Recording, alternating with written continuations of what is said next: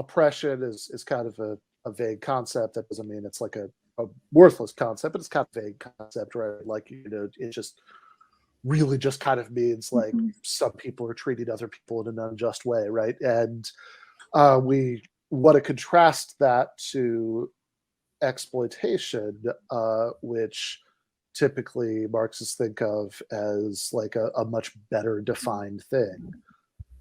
But I think you start to scratch the surface, and that's, I'm not saying but like that's not true, but like it is a little bit more complicated, because you start to scratch the surface and there are really different ways you can think about what exploitation is. It might not be immediately clear which one is the right one. So do you want to kind of get us started on that? Some of the different ways people think about exploitation or its relationship to oppression. Start with exploitation, right? Yeah, let's start with exploitation, yeah. So like there's a different conceptual ways of thinking about it, and then there are some moral harms. Like there's different okay, let's put it this way. There's different ways to think about what exploitation is, like in a social scientific sense. Like what does that concept describe? And then there's different wrongs, like harms or injustices you can attribute to it. And like philosophers debate about all of this. So it's not an easy thing to assess. But I would say that like in its classical sense, what exploitation is referring to is the phenomena in which somebody works and produces a social surplus, or is a part of producing a surplus for the society. And then someone else takes that surplus and has control over what to do with it. And this is true, so Marxists argue, in all class societies. Like slaves produce a surplus for the landowners that they are owned by. Peasants produce a surplus that is partly for their own subsistence, and then they pay taxes and sell the surplus to the lord, to the landowner. And likewise, under capitalism, you work for a wage and you get something back for your own subsistence, whatever you need to buy. The level hopefully it's at the basic level, which you can buy your necessities also, although that's not necessarily the case. And then you work extra because you don't get like everything back from what you work. Otherwise, you wouldn't be hired and the boss wouldn't make any money. So they take the extra and in aggregate from all the workers, and then they reinvest it. And that's called exploitation, because it's in the simplest possible way, it's somebody using the surplus of your labor to ends that are not yours. And then the reasons this could be wrong are like either they're stealing from you, like that's, I think, one dominant way of thinking about it in the Marxist tradition. Like they're just taking what's yours and you are entitled to the fruits of your own labor. Other people frame it as lack of reciprocity, like the moral harm is more kind of basic and fundamental, like it's distinct, it's unfair because it's taking either lack of reciprocity between moral equals or taking advantage of the vulnerable. That's the intuition that makes us think it's wrong. Or I think that's kind of like the range of problems. Yeah, or maybe like a third one, which might be this. I don't know. I'm actually not quite sure how it relates to the second, but like a third one is that it's unfreedom. It's a kind of it's like the sort of extra, like if you're working a certain number of days in effect, you're starting working a certain number of hours in effect to support yourself, and then like you're working extra hours to support the boss, and that like you don't, and so like that the extra hours are sort of a forced labor.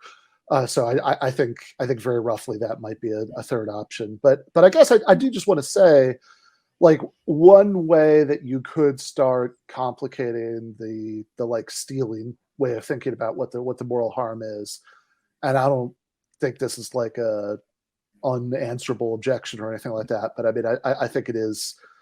I think it's like maybe like a more serious objection than just like all the sort of things that people who just like dismiss say that stealing would say, would be well, hold on, right? Like, what's the underlying theory of who's entitled to what here, right? Because it can't be that, or it better not be, that everybody is entitled to every single bit of the value of what they produce.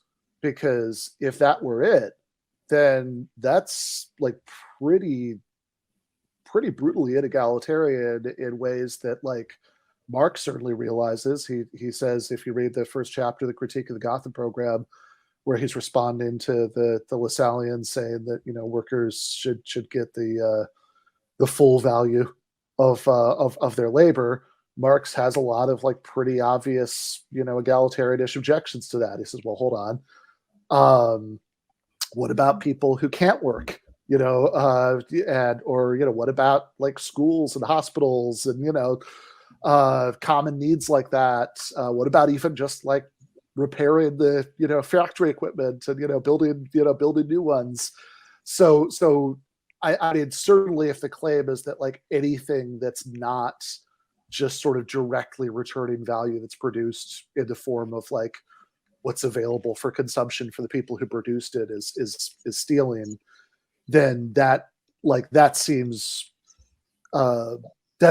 like it's going to be, not all the same ways certainly, but that seems like that's going to be objectionable in some of the same ways that, like, you know, libertarian theories of absolute property rights are going to be objectionable. Mm-hmm. And like also it just doesn't mesh well with our moral intuitions about like the value of labor. I mean, like it might make sense in terms of the value of labor in some more economics way, but our intuitions about value, like it wouldn't change those. So like higher productivity jobs would, you know, in capital intensive firms would like have a high level of remuneration, and then like low productivity jobs, you know, that are labor intensive, like, I don't know, care workers or whatever, they would get much lower remuneration. And like, you know, part of our critiques are like, you're not, that's unjust, like caring for the elderly and the sick and people's children are like very important jobs, and are very hard work. And we probably would find it objectionable that they would be more poorly remunerated in that sense, because they produce less of, perhaps, you know, there's a debate about whether, you know, care work is productive labor, but just say it is, you know, it's high labor intensity, which means it's less productive than other kinds. And that's like not just, so that's probably not the metrics that we want to use. Yeah, absolutely. And I mean, there's also just the fact that, like, even outside of the extreme example of people who are, you know, so severely disabled or, you know, or sick or whatever, that they can't work at all, just in the normal course of things, like healthy, able-bodied people have like wildly different productive capacities, oftentimes for reasons that are totally outside of their control. I mean, that there are, you know, like if we're talking about physical labor, right, different people are able to do different amounts of that, you know, like if we're talking about, you know, whatever, I mean, like any kind of labor, right, you know, human capacity is wildly variable. And so the idea that, like, if the underlying thought with the normative objection to exploitation, like this is, you know, this is stealing because, you know, people aren't getting the full value of their labor, is that everybody should be getting back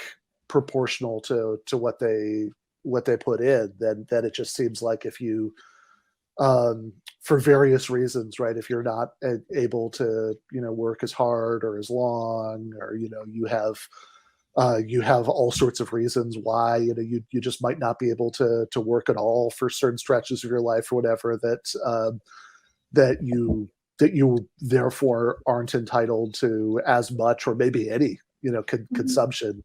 That seems like that would be a really weird position for a socialist to hold. A very weird position, and like undermines the rationale of most of what the welfare state was built on.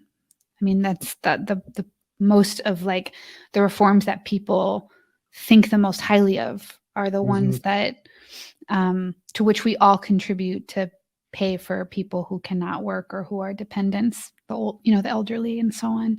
So yeah, totally. I think that's the main problem, but there is still an intuition there. You know, you work hard and you don't get anything from the, like, I think that, well, like the technical side of it is probably not like the basis for a normative argument. I think there's a Yeah. normative intuition that is important, like that kind of, maybe it's lack of reciprocity, maybe it's vulnerability, maybe it's the inability to live in a, like maybe the problem is self-determination, like you don't have any say over how these people use the surplus that you create.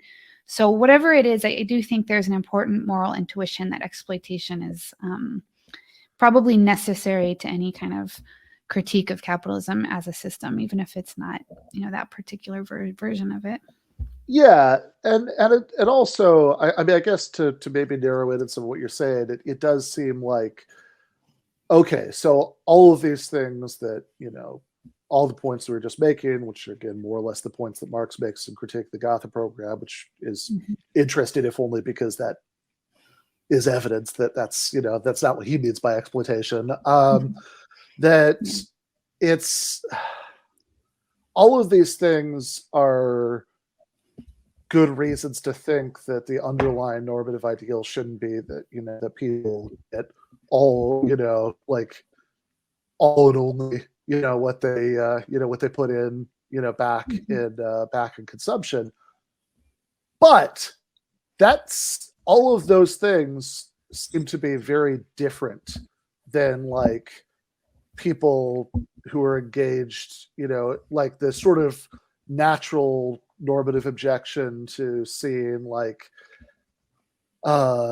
Amazon having warehouses, people doing, literally backbreaking labor, the physical injury rates are crazily high, and a massive portion of the value of their services being funneled into like Jeff Bezos literally buying a spaceship, for example, right? That seems like really different for cases about disability, dependence, and all those things. Sorry, you kind of cut out, which it sounds like really different from what? Oh, sorry. I was just going to say that sounds really different from like the cases about like disability and dependence and, and all of that stuff. Like it seems like there is something prima facie objectionable about that. And so what would kind of be your preferred way of thinking about what it is? I've thought about this. I'm still kind of undecided about this. I mean, I think exploitation is a necessary part of any explanation of the normative or more, let's put it this way, moral problems with capitalism. I also think it might not be the concept that is itself most fundamental. Like it might be an explanatory concept that has, I mean, I think it has normative features, like any kind of concept that, like it's clearly like morally laden, like you would just call it a transfer of There's something a little bit much about those Marxists who insist that it's a totally descriptive concept, but it's like, okay, come on, you wouldn't call it exploitation if you did think there was something wrong with it. Yeah, because you're like talking, like the spaceship thing is just, that's a moral, the reason you would say, that's an instance of exploitation is because you have a moral intuition that there's something unjust about that transfer. So I think it is like a moral concept, but it also is explanatory. Like I think it's more than a moral concept. It explains the process of the transfer. Like we're describing social relationships of a certain kind. And like I recently was reading volume 1 of Capital to try to like think about exploitation a little bit more. And I realized that I think it's chapter 9 when Marx starts to talk. Makes me happy every time I hear it. I was recently reading volume 1 of Capital. Yeah. Because I just wanted to know, like, I'm not someone who does interpretive stuff with Marx. I try not to. It seems overwhelming to me. There's arguments about Marx, some I like more and better, that are probably just more in coincidence with my own views. But I'm not like a philosopher who like does that kind of work. So I don't tend to like make interpretive claims, but I was just wondering, like, when does Marx bring up exploitation in Capital? Like in what order in the book? And like, when does it appear for the first time? And what's the structure of the argument? And what I think I have discerned, and I say this trepidatiously for your audience, is that he brings up exploitation, I believe, for the first time in chapter 9. It's about the production of surplus value. He's trying to talk about how that is. And then at the beginning of the chapter, he always gives you, at the beginning of every section of Capital, he always gives you how things appear to begin with. So like in the beginning of Capital, he talks about how commodities appear. In the middle of Capital, he's talking about how exploitation first appears. And the first form of the appearance seems to be that transfer. Like he's already shown you that surplus labor comes from the labor process, the valorization process of the creation of surplus value. But then he wants to know like how and why it augments, like how it gets bigger.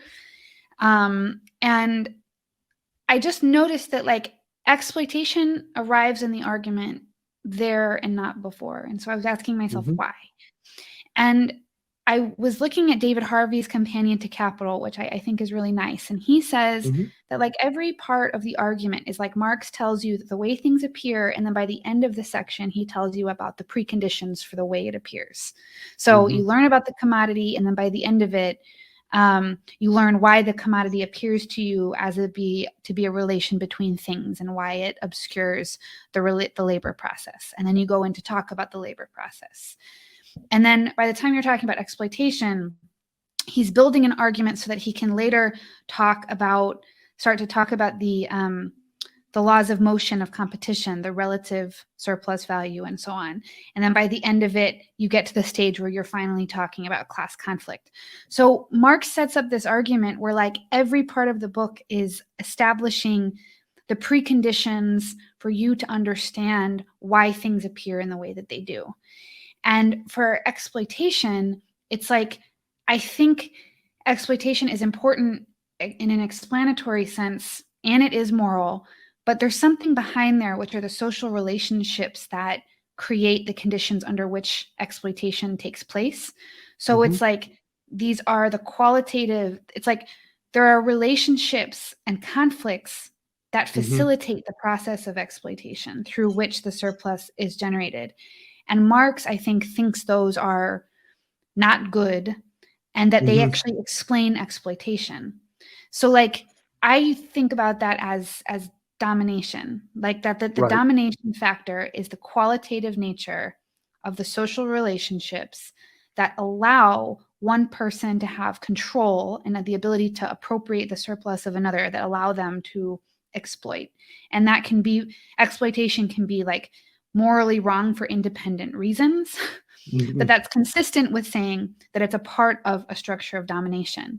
So like, and this, I'll shut up after this, but like, the reason I started thinking about it like that is because I've read a lot of papers philosophically, like just philosophical papers that I know you've also read on exploitation.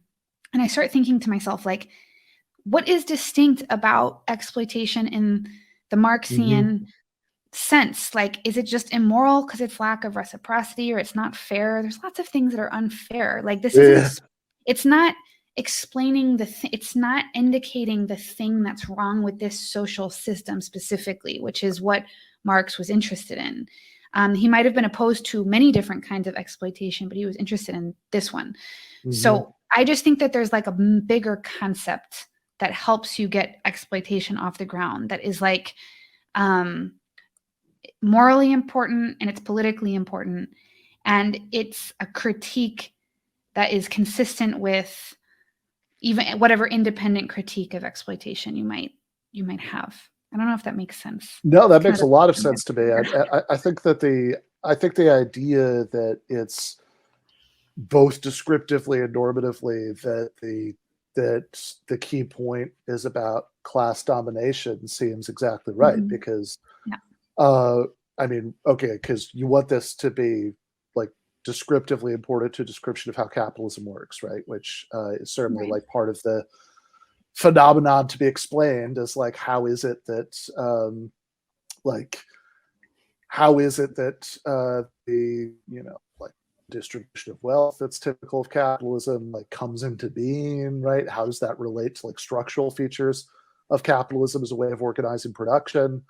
And I think it also neatly explains what's normatively wrong with it, right? I mean, the problem with the problem with like Jeff Bezos having all of this money isn't that it's the result of a sort of it's a result of a de facto transfer from the Amazon workforce to somebody other than the Amazon workforce. That's fine, right? We want there to be in a world where whatever the capitalism had come to an end, and I don't know, Jeff Bezos had been guillotined and whatever, right? There would be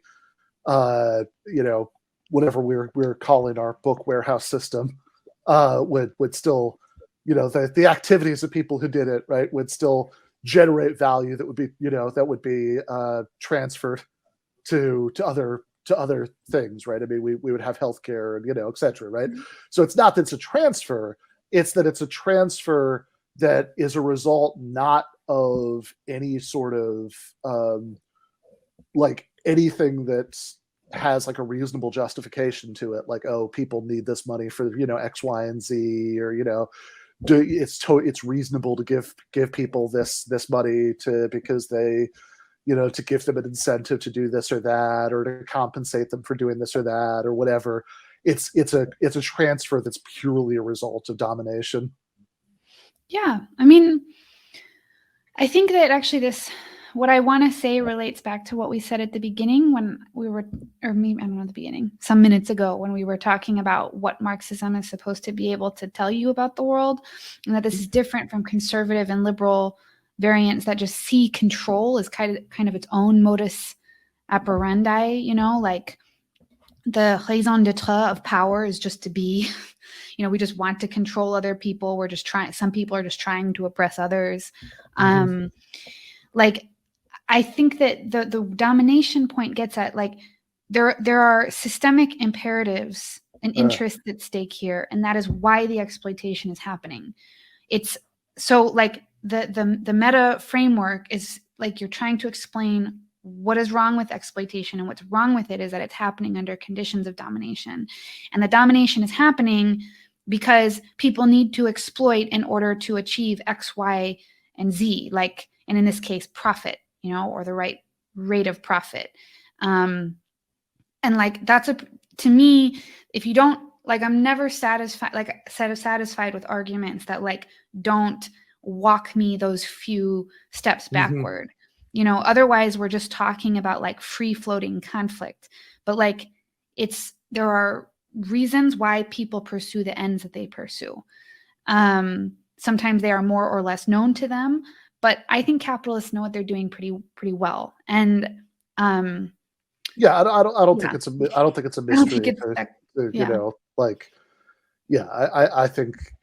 I think Jeff Bezos understands that, like, that increasing the amount of of wealth that he has is a goal of and then his. He just gets a little extra for a spaceship or whatever. Right, exactly. Yeah.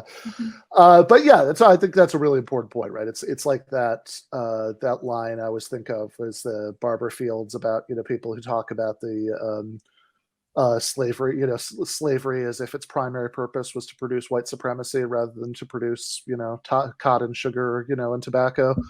And yeah, I mean, people do things for, like, because they have well-defined material goals for doing it. And if you're interested in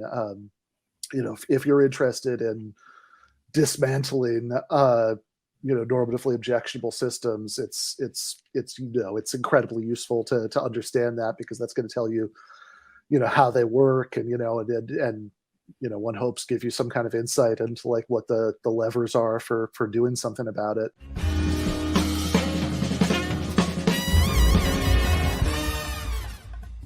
You have been watching free public content from Give Them an Argument. To access every single episode of the show, the main show on Monday nights, all of the streams, all of the debate breakdowns, all of the patron exclusive post games on Monday nights, all of the patron exclusive bonus episodes every week, and much, much more, go to patreon.com/Ben Burgis. I cannot resist ending this with, don't be foolish.